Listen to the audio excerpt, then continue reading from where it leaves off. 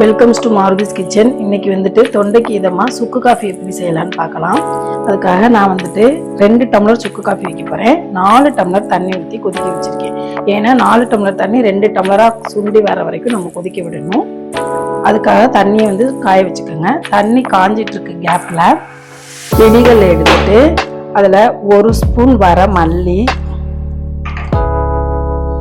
1 துண்டு சுக்கு, 3 ஏலக்காய், இதை 3ஐயும் போட்டு நல்லா இடித்து வச்சுக்கலாம்.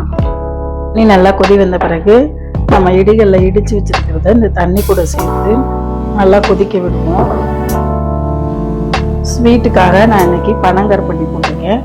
இதெல்லாம் சேர்ந்து நல்லா 2 டம்ளர் வர வரைக்கும் நல்லா கொதி வரட்டும். பாருங்க, நல்லா கொதிச்சிட்டு இருக்கு. நம்ம ஊற்றின தண்ணியும் பாதியாக குறைஞ்சிருச்சு. இந்த ஸ்டேஜில் காஃபி பவுடர் வேணுங்கிறவங்க லைட்டாக சேர்த்துக்கோங்க. இல்லை காஃபி பவுடர் வேணாம் அப்படிங்கிறவங்க ஸ்கிப் பண்ணிக்கோங்க. சும்மா லைட்டாக சேர்த்தா போதும்.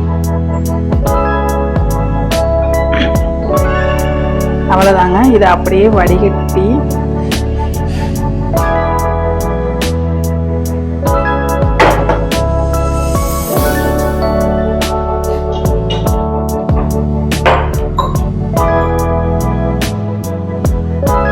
அவ்வளோதான். நம்ம காஃபி, சுக்கு காஃபி சூப்பராக ரெடி ஆயிடுச்சு.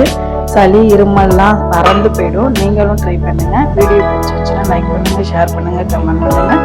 மறக்காமல் பெல் ஐகானை கிளிக் பண்ணிவிட்டு மாருதிஸ் கிச்சன் சேனலுக்கு சப்போர்ட் பண்ணுங்கள். பாய்.